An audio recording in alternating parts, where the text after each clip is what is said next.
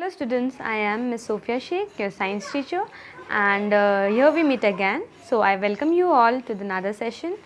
Children, do you see the world as it is? It is changing or no? Yes, it is changing.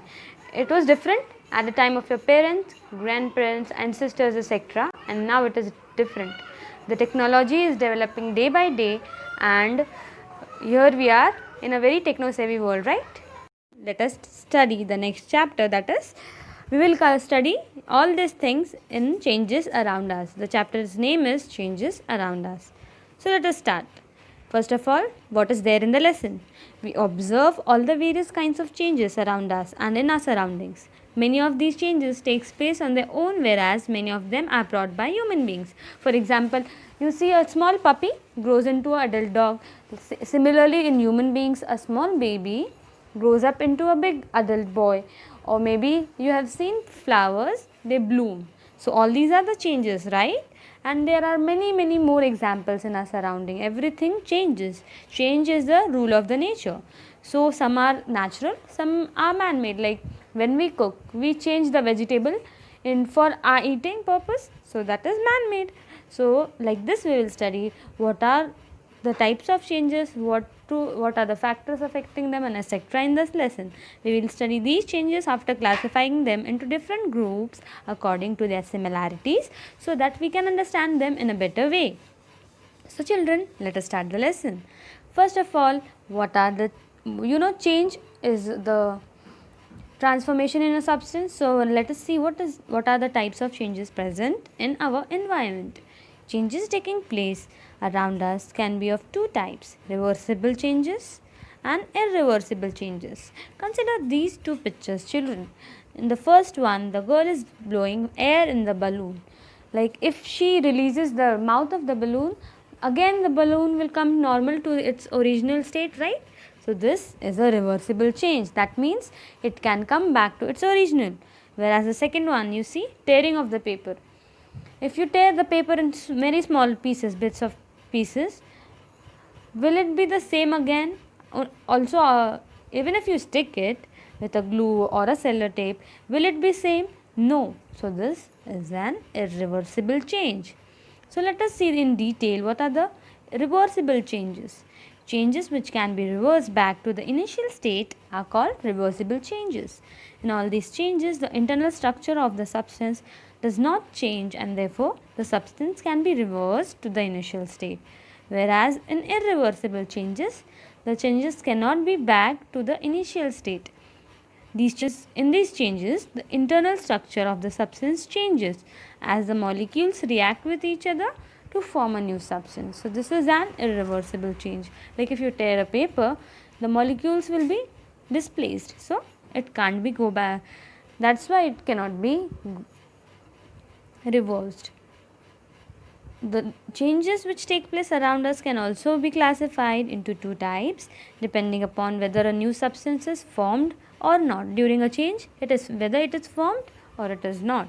So accordingly, there are two types of changes. That is physical change and chemical change. Here you can see the physical change, water boiling, water changing. Here the first picture shows the water is boiling, but water, when it is boiling, it is just changing the state, like from gas to vapor or vapor to liquid or solid to liquid. Like this it changes. Does the composition of water change? No. So this is a physical change. Whereas here children see cooking an omelette, the shell inside the shell, the composition of the egg is different. Whereas when we cook it, we add salt, spices, so the chemically it is changed. That is why this is a chemical change. Now the physical change, the change in which no new substances is formed, is the physical change. But the changes happens in the size, shape, appearance or the state. This is a physical change. In the physical change, internally the substance will remain the same as the previous one. By reversing the original substance, we can obtain the original thing that we had changed. Like for example, freezing of water. Water can easily be frozen into ice. Internally the molecules will be same and we can freeze it, we can cool it, we can melt it. So it is just a physical state change.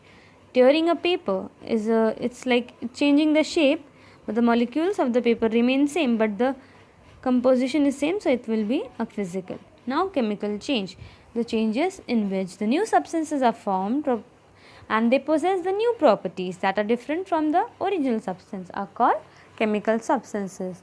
In all these changes, new types of molecules are formed by the combination of the original substance.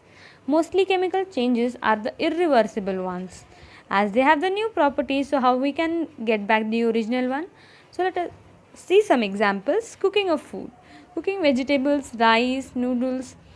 So all these are anything that we are cooking, we are changing the initial stage, the first stage, the raw material that we had, now we are cooking it. Like when we cook noodles, earlier it was hard, now it is soft. Automatically the composition is changed. Early children, burning wood and other fuels. Burning of paper, wood and other fuels like petrol, diesel, kerosene are all the chemical changes you see as new substances are formed in these changes. For example, during these changes ashes are formed which are irreversible. Factors affecting changes.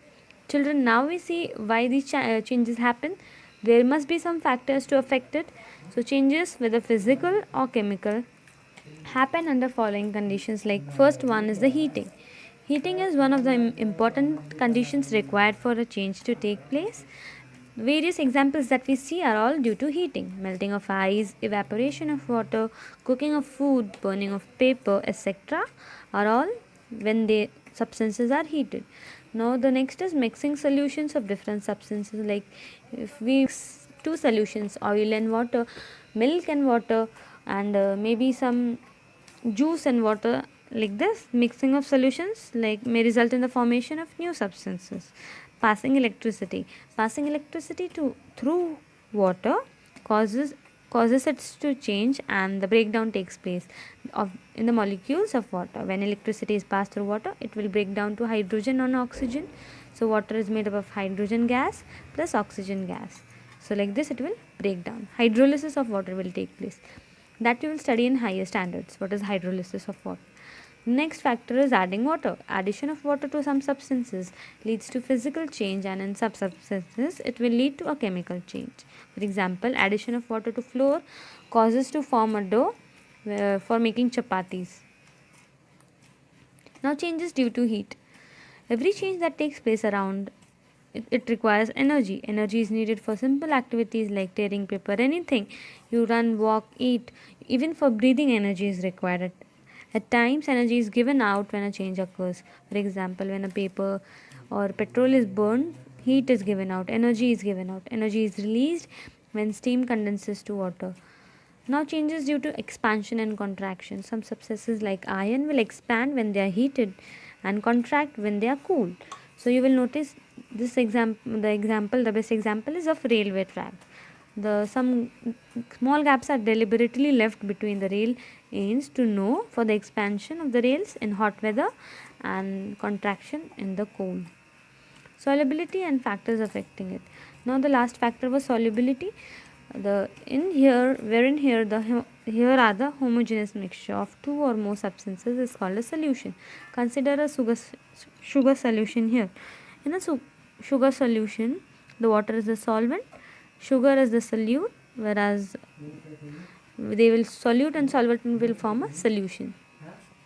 Children, if we keep on adding a solute to a solvent, a stage will come when there is no more solute and the soluble in it.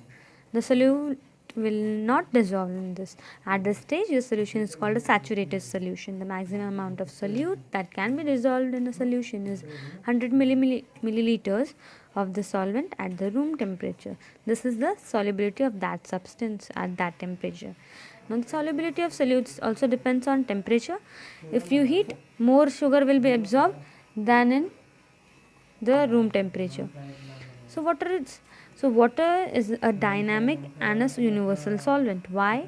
Water can dissolve a large number of substances in it. Rivers carry vast amounts of minerals dissolved in water from one place to another. We need water to digest during our food during digestion. So water has also helps in thinning the blood and providing nutrition throughout the body organs, to the body organs. So also the plants absorb nutrients from the soil through water, minerals from the roots of the plants, and they grow and give fruits and flowers. All this is possible because the food is transported with the help of water from the roots till the required plant. So water is a basic need and a gift of God. Children, you need to save it and don't waste it. So this was about our lesson. Hope you understood it. Please comment for your attendance and also ask me if there are any doubts. Thank you.